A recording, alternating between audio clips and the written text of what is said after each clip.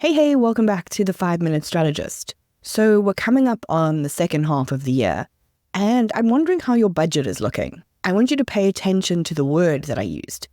Budget, not revenue, not goals. Budgeting is a financial plan that forecasts and tracks your revenue and your expenses over a certain period of time, 6 months, 12 months. I know this may be a topic that you're like, this is not super interesting. But you're no longer a baby business. You have to be thinking about the tools you need to be using to manage your business for scale or growth. And a well-crafted budget gives you a roadmap. It shows you where to allocate your resources. It stops you from spending all of your profit so that you can't pay yourself at the end of the month. It shows you what's going to happen with your cash flow so that you can anticipate and manage those high highs and low lows. And it helps you make data-driven decisions. And we know that data-driven decisions are we in the small business space tend to think of budgeting as setting a revenue number by adding 10% to last year or 2xing last year. This would be incremental budgeting. So there are different ways to do budgeting. This would be the incremental method if only it included costs for the next 6 months. Let's just start playing with this tool and seeing the value that it brings to your business. Even high-level thinking through your revenue and your costs in this way is going to improve your financial management of your business.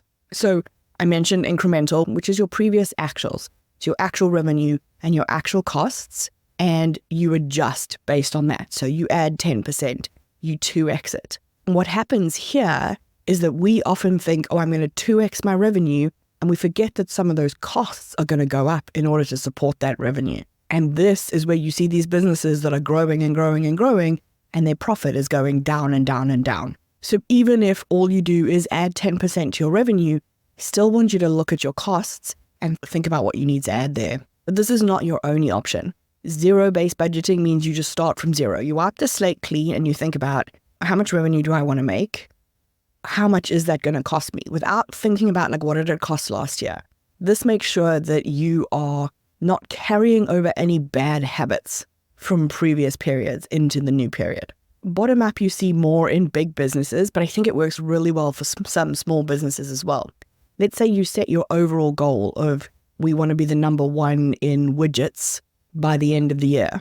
You can then take each area of your business. You can think, from a sales perspective, what do I need to sell to be number one in widgets? Then you can say, okay, and then what do I need to do in marketing? And you're looking at how much each of those things is going to cost you. And then you add all of them together and you say, we're going to make this much revenue and this much costs. This is great if you've got team members who are responsible for different areas. You can really involve them in this process. Activity-based budgeting is where you look to allocate your resources to the most profitable areas of your business. So each of these, like everything else, has its pros and cons. If we were working together, I would be building a zero-based budget. I don't want to bring in any of those bad spending habits or those faulty assumptions from previous years. However, this one can be a bit time-consuming to do on your own if this is not an area that you had practice in. If this is the first time you're actually going to really think about budgeting, incremental is probably the easiest for you to conceptualize because what we're doing is we're adding costs into a process that we're already comfortable with. So if your plan for the second half of the year is to do 10% more than you did in the first half, what were your costs in the first half? And which of those is going to change as you increase revenue? So this kind of budgeting is going to feel really comfortable to you. You're used to doing it. The problem with doing something like incremental is it's not super adaptable. It's not as easy to quickly change your budget because you haven't really thought about the drivers. You've just added a percentage to everything. You can bring some of the zero-based budgeting thinking into your incremental budget. One of the tenets of zero-based budgeting is that you have to justify everything. And I think this would be great for you to bring into your incremental budgeting. So if you've set your revenue number and then you set yourself a profit percentage. So if you say, I want to make $1 million this year and you've got 500,000 left to make in the second half of the year and you want to make 30% profit, that's 150,000. So you now know that you have 350,000 to spend. It's finite. And this is one of the problems with when we just do incremental. We lose the strategic oversight that comes with our spending. So if you spend all of that 350,000 on marketing, you have no money for anything else. So instead, I want you to question everything you spent on in the first half of the year.